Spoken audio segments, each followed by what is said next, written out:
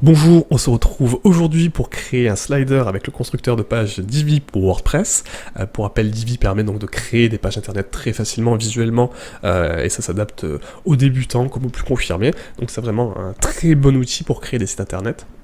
Et donc on va créer un slider pour petit rappel, c'est tout simplement ce genre d'élément là qu'on voit sur un site que j'ai pris un peu au hasard, qui permet voilà, donc de faire défiler des images avec du texte, etc. Généralement ça défile tout seul, on voit en haut, avec un certain temps défini. Donc c'est ce qu'on va faire aujourd'hui sur Divi et on se retrouve tout de suite.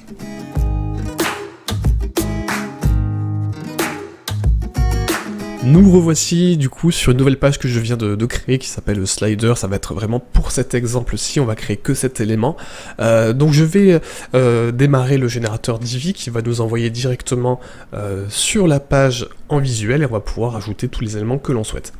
Donc généralement, lorsque l'on crée une nouvelle page, qu'on commence, voilà, donc ça va pas forcément tout de suite nous amener sur le front-end, sur la page finale, mais on va avoir le choix, soit de construire à partir de zéro, choisir une mise en page comme d'habitude, ou cloner si une page, on désire cloner une page tout simplement. Donc ici on va partir bien sûr de zéro, puisqu'on va créer cet élément, je vais cliquer dessus, et ici on va faire construire sur le front-end. Donc front-end, je rappelle, c'est juste voilà, la partie visuelle, la partie visible que verront les internautes quand ils arriveront sur votre site. Donc, bon, il me redemande si je souhaite ajouter un thème ou pas, on va dire non. Donc ici, on arrive, on a le choix pour insérer une rangée. Donc une rangée, ça va être vraiment l'élément dans son ensemble. Ici, on voit qu'un slider, c'est un seul élément, il n'y a pas forcément, comme ici, là, on a 4 éléments peut-être différents. Sur un slider, on va utiliser qu'un seul élément. Donc on a besoin que d'une seule ligne, pas besoin de séparateur entre les deux, etc. Donc on va choisir un seul bloc. Et ensuite, on va choisir un module. Ici, vous pouvez chercher directement le module qui nous intéresse. Donc le slider, en français, il s'appelle Diapo, vous le saurez puisque si vous avez la version française, bon là ça s'appellera comme ça. Pas forcément évident au début de trouver quel élément c'est. Et on voit que dès que l'on clique sur le module, eh bien celui-ci s'affiche immédiatement. On a même des éléments qui sont préchargés, donc le titre, un petit peu de contenu, un bouton, et voilà la possibilité de passer d'une slide à l'autre. On en a 2 qui ont été créés, on voit ici qu'il y a 2 petits boutons blancs, et qu'on a 2 éléments dans les paramètres. Donc, on va s'occuper de designer tout ça, mais pour l'instant, ce qui nous intéresse en premier, c'est de faire en sorte que ce slider, il prenne la place idéale, c'est-à-dire qu'il remplisse ici sur la droite, ici sur la gauche, qu'il soit collé en haut au menu et qu'il n'y ait pas trop d'espacement aussi en bas. Donc on va valider ici, on va plus forcément s'y intéresser, et on va passer sa souris du coup à plusieurs endroits, hop, et on voit que on a plusieurs barres qui apparaissent, hein, une bleue qui représente vraiment l'ensemble global. On a une verte qui va gérer, donc si on avait choisi plusieurs éléments, on pourra gérer tous les éléments ensemble. Et enfin la petite barre noire qui gère chaque élément individuellement. Donc, ça paraît un petit peu compliqué comme ça, mais en fait c'est assez intuitif, hein. Si je veux modifier ici le texte, on va plutôt aller sur la barre noire. Si je veux modifier les dimensions de cet élément dans son ensemble, on va aller sur la barre verte. Et si je veux modifier aussi des éléments qui englobent tous les différents éléments, ce sera la barre bleue. Voilà. C'est expliqué un petit peu de façon brouillonne, mais vous devriez à peu près comprendre. Donc ici, ce qui nous intéresse, ça va être la barre verte. On va cliquer sur la petite molette ici qui sont les paramètres. Et on va aller dans le style, dimensionnement. Et ici, on voit que la largeur maximale, elle est à 80%. Donc nous, on veut qu'elle soit à 100%. Voilà, on voit qu'il n'y a rien qu'à changer, mais en fait, voilà, donc il y a plus de... Certains éléments ont quand même été changés. Et on va copier ça. Donc on va faire clic droit copier. Et ici, la largeur maximale, elle est à 1080p. Donc selon les écrans, ça ne sera pas suffisant. Et on va mettre 100% aussi. Et voilà, on voit que dans tous les cas, n'importe quel écran, ce slider sera affiché à 100%. Donc il n'y aura rien sur les côtés. Et c'est très bien comme ça.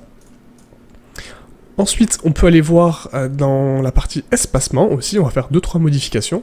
On va vérifier qu'il n'y ait pas de marge interne. Donc il y a une petite molette en dessous. Ce qu'on va faire, c'est qu'on va même cliquer entre les deux éléments de la marge interne, le sommet et le bas. comme ça va les lier, et si je modifie d'un côté, ça modifiera aussi de l'autre. Donc le sommet, hop, on va baisser, et vous voyez, ça a bougé, hein. C'était un peu plus... Il y avait un petit peu de marge interne, donc on la supprime, on voit qu'il nous en reste encore un petit peu, et on va aller la modifier juste après. Donc c'est bon, pour l'instant, mon slider prend bien toute la page, et en haut et en bas, on n'a plus forcément de marge. Je peux cliquer sur valider. Et cette fois-ci, on va aller sur la barre bleue, donc qui va gérer l'ensemble des éléments qui se trouvent sur cette page ici. Il n'y en a qu'un, mais c'est vraiment le grand ensemble, puisqu'on voit qu'il reste encore ici un peu de marge. Donc ce qu'on peut faire, c'est qu'on peut faire comme on a fait jusqu'à présent, enfin juste avant, donc aller dans les paramètres, dans style, et puis dans espacement, supprimer la marge interne. Ce que l'on peut également faire, c'est, vous voyez ici, une petite croix qui apparaît, qui nous représente du coup la marge existante, qu'on retrouve aussi en bas, et on peut la modifier ici visuellement si on le souhaite. Voilà, donc je peux la baisser comme ça. Donc celle du haut, je vais la baisser, on va dire, manuellement. Je vais un petit peu la remonter. Hop. Sachez que si vous souhaitez revenir en arrière sur un élément, vous pouvez faire CTRL-Z. Donc ici je le fais une fois, deux fois. Donc on a vu que quand j'ai augmenté ma marge ici, je n'avais plus forcément bien accès à cette partie des informations. Donc on va plutôt utiliser les paramètres normaux dans l'espacement. Et ici, du coup, on peut le mettre à 0 tout de suite. Ce que je vais faire, moi, c'est que je vais me rajouter 2 pixels pour, normalement, avoir plus facilement accès, voilà, à cette barre bleue. Et il faudra penser à l'enlever, bien sûr, à la fin. Mais au pire, 2 pixels ne sont pas trop visibles si jamais vous les oubliez. Donc on est bien, on a un slider qui prend toute la page, et on a 2 éléments qu'on va maintenant un petit peu styliser. Nous allons donc modifier un petit peu le titre, on va modifier également le contenu, on va déplacer à droite à gauche pour vous montrer comment ça fonctionne, on va styliser un petit peu le bouton et pareil modifier quelques éléments, ajouter une image bien sûr en arrière-plan, et puis une seconde pour montrer comment fonctionne le slider, et vous verrez c'est assez simple. Donc comme on l'a vu tout à l'heure, il y a toujours 3 niveaux, hein, donc le bleu qui gère l'ensemble, le vert qui gère s'il y a plusieurs éléments au même endroit pour gérer ces éléments d'une seule traite, et on a le noir là qui sert à modifier le contenu de cet élément particulier. Donc on va cliquer encore une fois sur la petite molette, les paramètres s'affichent. Alors ce que je vais faire tout d'abord, c'est que je vais supprimer la seconde slide, puisqu'on va la dupliquer plus tard pour la remodifier, mais au moins on aura un certain nombre d'éléments qui sont déjà enregistrés, vous comprendrez. Donc je supprime la deuxième slide, et ici, dans le style, alors, on va commencer par quoi? On va commencer par modifier cet élément. Donc si je clique encore une fois sur la molette de l'élément, on arrive sur une nouvelle petite fenêtre de paramètres, où on va pouvoir modifier le texte, le bouton, le titre, et bien sûr voilà, le texte descriptif. Donc le texte descriptif peut également être modifié directement sur le site, hein. Ici, si je supprime ici, hop, c'est fait, et ici pareil ça a été changé. Donc les deux sont interchangeables. Vous faites comme vous le souhaitez, donc pareil, si vous avez envie de mettre un élément en gras, vous pouvez le surligner ici et cliquer sur Bold. Si vous souhaitez le mettre en souligné, pareil, et ça va marcher de la même façon dans les paramètres. Donc vous faites comme vous préférez, soit vous travaillez directement sur le visuel, ce qui peut être vraiment pas mal, soit vous travaillez via les petits onglets à côté. Ce que je vous propose de faire, c'est d'aller copier un petit peu ce qu'a fait le site concurrent qu'on a vu en tout début de vidéo. Donc on va copier ça. On va le coller dans notre titre ici. Donc c'est un peu long. On va en supprimer une partie. Donc on va enlever Green Sphere ici. Voilà. donc très bien, on a ce titre. Je vais encore supprimer cette partie-là, parce que ça fait un petit peu long. Donc plombier, chauffagiste et climaticien. Pour la description, eh bien, on va pas forcément la laisser, on va la supprimer. Donc vous faites comme vous le souhaitez, mais vous pouvez ajouter une petite description, une petite baseline ou quelque chose comme ça. Pas la peine de mettre trop de texte, surtout que ça va défiler, donc c'est pas forcément évident pour les utilisateurs derrière. Bon, vous faites comme vous le souhaitez derrière, mais je vous conseille pas forcément de mettre beaucoup de texte dans les sliders, puisque voilà, hein, le but c'est que ça défile et qu'on ait quelques grandes idées qui ressortent. Ensuite, on va pouvoir mettre le bouton un petit peu le styliser différemment. Donc pour ce faire, on va tout simplement dans contenu comme vous avez vu, on descend, on va sur la partie bouton. De base, celui-ci est préétabli comme ça en blanc avec juste une icône quand on passe dessus et un fond. Donc ça c'est le bouton de base de Divi. Et on peut donc appliquer différents styles sur le bouton. En cliquant ici, on active et là on va pouvoir donc changer la taille, soit de très petit, soit de très très grand. Donc on va prendre quelque chose voilà, ici d'assez gros, hein, on va laisser clic. Ensuite, la couleur du texte du bouton, vous pouvez la changer, donc vous mettez vraiment ce que vous voulez. Si je mets du vert, vous voyez que celui-ci passe en vert, en bleu, voilà, ça c'est intuitif. Hein. Donc on va rester sur du blanc. Ensuite, peut-être qu'on restylisera un petit peu tout ça quand on va ajouter l'image, hein. Mais c'est pour vous montrer un petit peu les différentes fonctionnalités. On peut mettre bien sûr un background au bouton, donc là il est transparent, à part le texte et les contours, le reste est transparent. Mais si je souhaite que le background soit rouge par exemple, eh ben, c'est tout à fait possible. Jaune, voilà, donc c'est des couleurs qui s'adapteront bien sûr à votre charte graphique, voilà, aux images que vous avez, aux couleurs que vous allez utiliser pour votre site internet.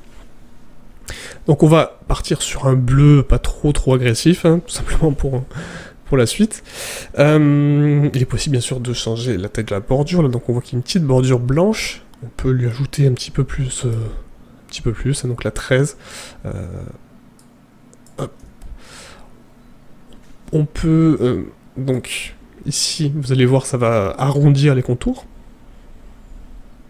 Hop, donc on peut jouer là-dessus pour modifier un petit peu l'aspect du bouton. L'espacement entre les lettres, hein, c'est comme c'est écrit, on peut le mettre très large. On va rester sur quelque chose d'assez simple. Bien sûr la police hein, qui est utilisée, donc pareil, restez consistant sur votre site internet. Si vous utilisez 1 à 2 polices, c'est bien un maximum des polices qui vont bien ensemble. Donc on va rester sur la défaut ici, puisque j'ai pas sélectionné de police particulière pour ce site. Mais voilà, donc restez consistant. Si vous utilisez une police pour un bouton, il faut que vous utilisiez toujours la même. Bouton de lumière tamisée, donc là, on peut jouer avec les options. Hein. On peut mettre en ultra gras, en clair par exemple, voilà. C'est pour vous montrer un peu toutes les possibilités. Donc tout à l'heure, on a vu que quand on passe la souris dessus, hop, il y a une petite icône qui apparaît à droite. Donc cette icône est bien sûr complètement changeable. Si je mets pas de son, hop, ça sera maintenant pas de son qui apparaît, un petit nuage, téléchargement, etc., un petit micro. De la même façon. Ce petit icône est bien sûr, comme le reste, il est possible en tout cas de changer la couleur de cet élément. Hein. Si je veux qu'il soit jaune, hop, il apparaîtra en jaune, pas de problème. L'emplacement de cette icône, donc là on voit qu'elle est à droite, lorsqu'on passe la souris, on peut décider qu'elle soit à gauche. Donc hop, on passe la souris, maintenant elle est à gauche. On va voir, hein, là on a un petit problème de marge interne, mais c'est assez vite résolvable si vous choisissez de le mettre à gauche. Pas de souci, on va d'ailleurs le faire, puisque comme ça sera l'occasion de bien voir ça. Alors, cette option permet de choisir si on souhaite que l'icône ne soit visible que quand on passe la souris dessus, ou si on veut qu'elle soit affichée tout le temps. Donc nous on va choisir qu'elle soit affichée tout le temps. Alors là ça m'a pas pris en compte, mais on va valider ça après, et on verra s'il y a des changements à faire, mais normalement ça devrait être bon.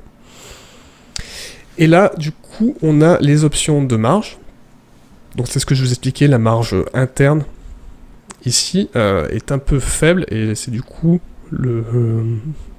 l'icône sort du bouton. Donc ce qu'on peut faire ici, c'est qu'on va aller sur la marge interne, alors qu'ils appellent bouton rembourrage, je ne sais pas trop pourquoi, mais c'est vraiment la marge interne à l'élément.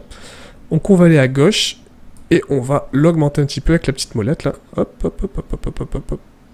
Et je pense que là on n'est pas trop mal, peut-être encore un tout petit peu. Voilà. Et celle de droite, on va peut-être un tout petit peu la baisser du coup.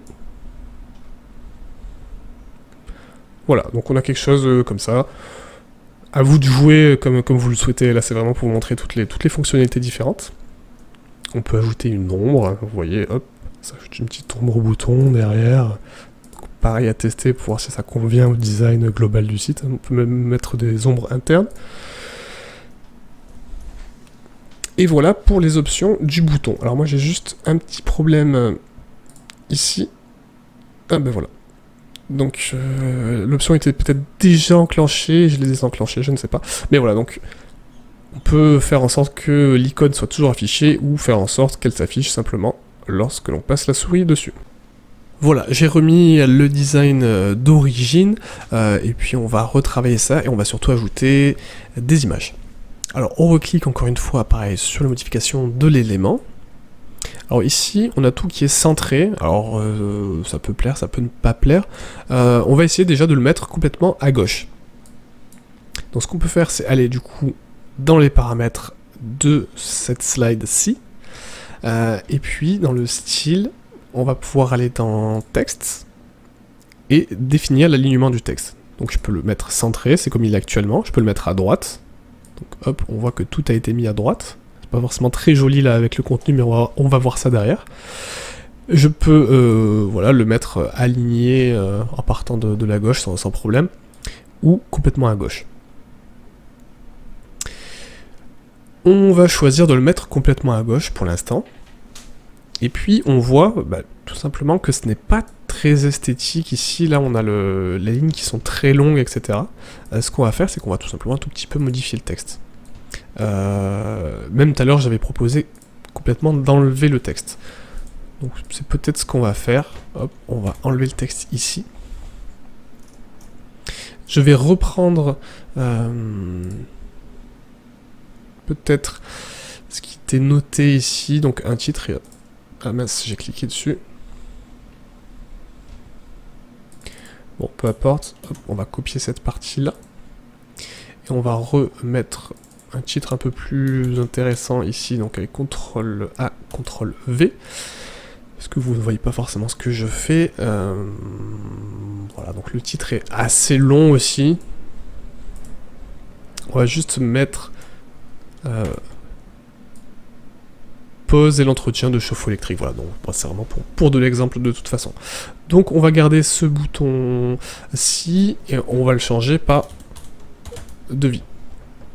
On a notre première slide qui est prête avec le contenu. On va pas trop rentrer dans le détail de ce que vous pouvez faire ici, et comme on l'a vu, vous pouvez ajouter du texte comme vous le souhaitez. Ce qu'on va faire en fait, c'est que l'on va mettre un fond à cette partie-ci. Donc actuellement là on a un fond neutre avec une seule couleur. Nous ce qu'on souhaite, c'est ajouter une image. Donc on va aller chercher une image de fond. Dans les images que j'ai déjà préchargées ici, peut-être que je vais prendre par exemple cet évier, voilà, très bien. Je la mets, je valide du coup, et on voit que l'image a bien été chargée, qu'elle prend bien l'ensemble du slider. Donc très bien. On va peut-être un tout petit peu... Alors il y a un défaut bien sûr là qui est visible assez rapidement, c'est que le blanc sur cette image qui est assez clair ne ressort pas très bien, et notamment le bouton de vie. Donc il y a une possibilité bien sûr de changer ce bouton de vie, d'un peu le styliser comme on a fait tout à l'heure, donc ça c'est déjà une très bonne solution, et on va essayer aussi d'améliorer la visibilité, la lisibilité de ce titre, en modifiant un petit peu l'overlay, ce qu'on appelle, c'est-à-dire on va ajouter un petit peu une couleur plus foncée sur cette image pour que le blanc ressorte un peu plus. Donc ici, ce que l'on peut faire, donc on est toujours dans la partie contenu, on est toujours dans la partie fond. Donc je viens d'ajouter l'image ici. Et j'ai la possibilité du coup d'ajouter... On a vu ici un fond noir par exemple. On va retourner sur l'image. Et on va cliquer sur multiplier. Donc multiplier, en fait, ce que ça va produire, c'est que ça va mélanger, en gros, l'image et le fond. Donc là, on a un fond qui est complètement noir, on voit plus du tout l'image, mais ce n'est pas grave, on va pouvoir modifier ça assez rapidement. Donc je retourne sur la partie avec le petit pot de peinture, là, avec le fond d'une couleur unie. Et ce qu'on va faire, c'est qu'on va aller sur la petite molette ici. Et là, on a l'opacité de cette couleur. Donc on va tout simplement la baisser. Hop, hop, hop, hop. Et on voit que l'image apparaît par derrière. Jusqu'à obtenir quelque chose qui soit ni trop sombre, ni trop clair. Mais voilà, juste ajouter un tout petit peu. Alors ça noircit un petit peu l'image, il faut voir si ça passe bien. Vous pouvez mettre une autre couleur aussi, bien sûr, on n'est pas obligé de partir forcément sur du noir. On peut peut-être avoir un bleu comme ça, et faire la même chose. Donc du coup, baisser un petit peu, encore une fois, l'opacité, et jouer avec, pour être sûr que voilà, là je pense qu'on n'est pas trop mal, l'image n'est pas forcément trop dénaturée, on reste plutôt joli, on a un petit overlay bleu, et je trouve que le titre est beaucoup plus lisible, tout de même que de la même façon que le bouton. Donc on va rester là-dessus, simplement pour montrer que c'est possible en tout cas d'ajouter un petit peu de lisibilité avec cette possibilité d'ajouter des fonds supplémentaires. Donc on va mettre un tout petit peu plus foncé, voilà, bon c'est peut-être un tout petit peu trop, vraiment à jouer et à modifier ça comme vous le souhaitez. On va valider cette étape-ci, donc ça sauvegarde dès qu'on appuie ici, hein, ça sauvegarde nos différents changements. Et on va encore une fois appuyer ici pour sauvegarder. J'en profite pour vous montrer une autre fonctionnalité bien sûr de Divi qui est intéressante, c'est que lorsque vous cliquez sur les trois petits points ici, vous avez une petite horloge qui vous permet de revenir en arrière ici sur toutes les étapes que vous avez validées. Si je reviens ici, ça va me supprimer cette étape que je viens de créer avec cette image. Donc là, on a notre premier slider qui est prêt. Et ce qu'on va faire, c'est qu'on va le dupliquer et on va le modifier. Donc on va modifier l'image de derrière ainsi que le titre. Donc je peux recliquer sur la petite molette ici. Et là, on voit qu'il y a un petit bouton voilà, qui indique en tout cas qu'on peut dupliquer cet élément-ci. Donc on va le dupliquer une fois et deux fois. Donc sur cet élément, la seule chose que l'on aura à changer, entre guillemets, hein, peut-être le nom du bouton, donc bien sûr si vous avez quelque chose de spécifique, le titre de la slide, ici on va mettre juste chauffe-eau. On va modifier bien sûr le fond, donc dans l'image on va la supprimer et on va en mettre une nouvelle. Donc ici on va prendre peut-être la salle de bain, voilà, très bien, charger une image. Et on a du coup assez facilement notre image qui a été mise, et le fond également reste appliqué, puisque comme on a dupliqué vraiment l'ensemble de la première slide, on a également cet effet là qui est resté appliqué. Donc on peut le voir ici, il est toujours en multiplié. Donc pareil, cette fois-ci je mets un fond un peu plus vert. Hop, je peux modifier un petit peu encore la densité. Voilà, donc on aura un élément un peu plus vert. Vous pouvez baisser, peut-être que parfois il n'y aura pas besoin forcément d'ajouter d'overlay, mais à vous de voir et de jouer avec ça, jouer avec les couleurs, ou d'être quelque chose de beaucoup plus neutre, comme un noir ou un gris, qui vont un peu affoncir l'image, mais qui permet vraiment d'avoir une meilleure lisibilité. Donc ok pour ce deuxième élément. Hop, on va juste, bien sûr, s'assurer de changer le lien, pareil si le bouton doit amener vers une autre page. On valide, on revient ici et on va modifier le troisième élément. Donc vous avez compris ici, on va mettre juste pause et entretien, c'est juste pour vous montrer. On garde ici, on va mettre devis 3. Et puis on va changer, hop, c'est pas là-dedans, pardon, c'est dans le fond. Et on va encore une fois changer l'image. Cette fois-ci, nous allons mettre la clé. Voilà, donc celle-ci est sans doute assez foncée de base. On va voir ce qui se passe lorsqu'on ne met pas... Voilà, lorsqu'on ne met pas d'overlay, on a quelque chose qui reste lisible en tout cas. Voilà, donc c'était pour vous présenter ce module qui est assez puissant, que vous pouvez faire pas mal de choses. Hein. On n'est pas allé très loin dans le design, mais bon, vous voyez qu'il y a la possibilité du coup d'ajouter du contenu, de changer différents éléments sur le bouton, sur les titres, de mettre des images différentes. Il y a la possibilité aussi également de le régler. Peut-être que ça je vais vous montrer aussi rapidement quand même, puisqu'il est possible de régler le temps de chargement entre deux slides. On va aller le faire tout de suite. On va aller du coup cette fois-ci dans l'élément vert, là, dans les configurations sur, sur l'ensemble des éléments. On va aller dans Avancer, et puis on a ici les transitions. Ici on a une durée de transition du coup, qui dure 300 millisecondes. On peut la baisser à 200 par exemple, et on peut mettre un délai entre les deux. La courbe de vitesse, bon ça vous pouvez faire les tests et voir ce qui vous convient le mieux. Un dernier point que je voulais vous présenter du coup, encore une fois, ça sera le même cas sur tous les éléments qu'on va créer avec Divi, mais il y a la possibilité, alors si ce n'est pas chargé déjà, vous pouvez cliquer sur les trois petits points et vous voyez qu'en bas à gauche vous avez la possibilité de choisir la taille de l'écran et donc de regarder à quoi ça ressemble sur mobile et sur tablette. Donc si on est sur tablette par exemple, hop, on voit que le slider s'adapte très bien, on reste pas de soucis là-dessus, ça reste très lisible, il fonctionne de la même manière, et lorsque l'on est sur mobile également, on voit que la transition se passe bien, l'image n'est pas déformée, donc c'est très bien, c'est mobile responsive comme on dit. Bref, j'espère que cette vidéo vous aura été utile, que vous avez compris le fonctionnement des sliders avec Divi, et bon, ça a pris un petit peu de temps parce que je voulais vous montrer plein de choses, mais il y aura encore énormément de choses à vous montrer vu le nombre de customisations possibles.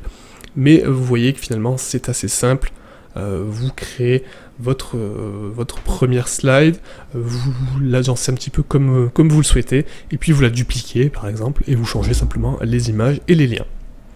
Merci d'avoir suivi jusqu'ici, je vous dis à très bientôt pour une prochaine vidéo. Merci, au revoir.